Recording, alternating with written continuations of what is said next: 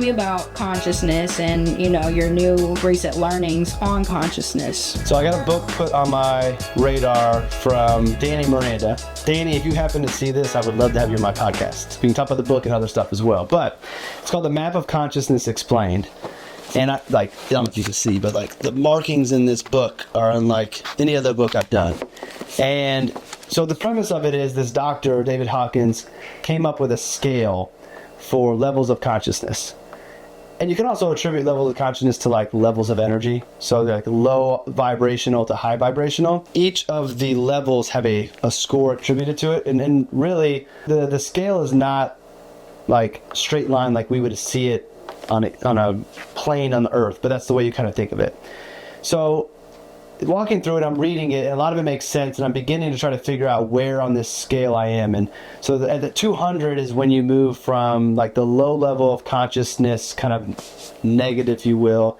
Once you get over 200, you start to tip into more of the positive realm.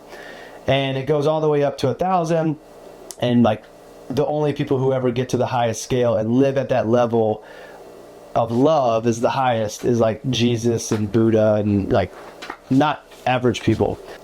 What I really liked about it initially was just I was beginning to see kind of where I might fall on this level of consciousness, and understanding what those levels mean and how my life has unfolded. It just started connecting dots. So I look at my whole life, I've always been optimistic. I've always thought about the positive. I was always afraid to think about negative outcomes because I thought if I thought about that, it would bring it to me. And as I look at that, my level of consciousness, while no means am I the highest, from what I can tell, and I haven't got to the part, full disclosure, to where I know how you score, but from what I can tell is I'm on the higher end of what most people operate from. And I don't think that that's a stretch if you know me. But what really blew me away on this was when Hawkins talked about this study he did with doctors. And he had two doctors, and one measured at a higher level of consciousness and one measured at a lower level of consciousness. And the impact those doctors had on their patients was impacted by their level of consciousness. So patients had the same ailment, they gave them the same prescription and and solution, and the doctor who had the higher level of consciousness, his patients healed up. The doctor who had lower consciousness, his patients didn't get better. And the only difference in this test case was consciousness, which I thought was amazing. So what was mind-blowing to me in this study was I began to think, well, if consciousness impacts a doctor's ability,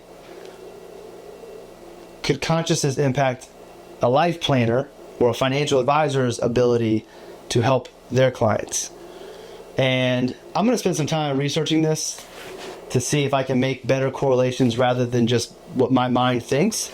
But I've got to believe that advisors that operate from a higher level of consciousness have a better outcome for their clients.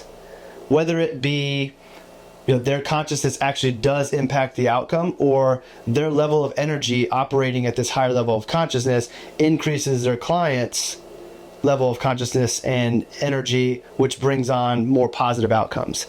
And if that's the case, then more financial advisors should be focusing on increasing their consciousness, increasing their energy that they operate from, to have a better outcome on their clients, which will impact them and have a better outcome on their practice. So I think it's really cool to think about, instead of focusing on marketing, instead of focusing on investments and the planning things to try to differentiate yourselves, that advisors could just focus on elevating their consciousness, which is just self-work, finding their authentic life, walking in that authentic life, and then by doing that, by working on them, they end up improving their clients' success rates and having better outcomes for their clients, all just working on them, which I think working on yourself is maybe not easier than working on your marketing, because you may have to uncover some stuff that's tough to work through, but working on yourself is a different angle, and everybody can do it. Not everybody can do marketing because it's not their skill set. Not everybody can do branding, but everybody can work on themselves. And it ends up being a win-win, because if you work on yourself, you now have a better life experience. And if this if there's truth to consciousness spreading over to your clients, then the win for your clients is they have better outcomes, they live better lives, all because you as the planner, you as the advisor, connected to yourself and found out who you really were and operated from that. And I know for a fact there are a lot of advisors that where they find themselves today, there are restrictions that prevent them from operating from a higher level of consciousness. The business model's wrong, the people they work for aren't the right people to work from, and they're kind of stuck, which is, I wouldn't say I was always stuck, but I was in environments that prevented me from fully being who I really am.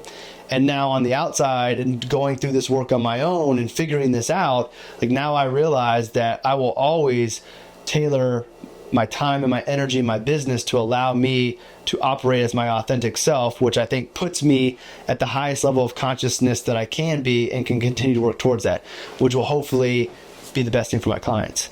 So to me, that's really exciting. To me, that fits in with Life Design Plus and what I'm doing, which gives me a cool opportunity to take Life Design Plus to financial advisors and do a life plan with a financial advisor, because financial advisors are human beings.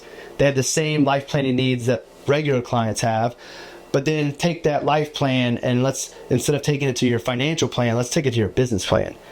And our advisor, we've figured out who you are. We figured out your authentic life. We found out how you can elevate your level of consciousness. How do we bring that to your practice, and what do we need to change? And then let's go do that. And then now they're better doing more work for their clients, better work for their clients, more clients live good lives. Like I look at this as like, this is my way with Life Design Plus to be able to make a greater impact, which has always been my main word. I had a mission statement I created 5 years ago.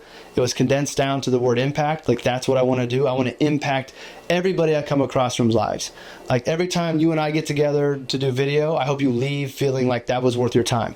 Meeting Zach today, I hope that when Zach leaves, like his life was impacted in a positive way. Like impact doesn't have to be global impact, but if you do enough small one-on-one impact, it can become global. So I think about if I can maximize my impact, is it doing life planning for non-advisors, which will be a good impact on the world, but that impact like stops at that family. If I do life design and help advisors, not only do I change that advisor's life and their family's lives, but then I change the lives of their clients indirectly, and my thumbprint goes further. So maximum impact for me, I think, is going to be doing more life planning work with advisors and helping them bring this authentic life to their practice, which will elevate their consciousness and help their clients at a greater level. And that's only a clarity that just kind of came to me in like the last week. Like I shared this visual on social media of Life Design Plus coming to a life plan, and like everybody goes through that. But then if you're an advisor, you go down one path, and if you're not an advisor, you go down the other. And I think that I'm going to find more people coming to me that are advisors to go down that path, because I don't think there's a lot of advisors that have sat down to do this work.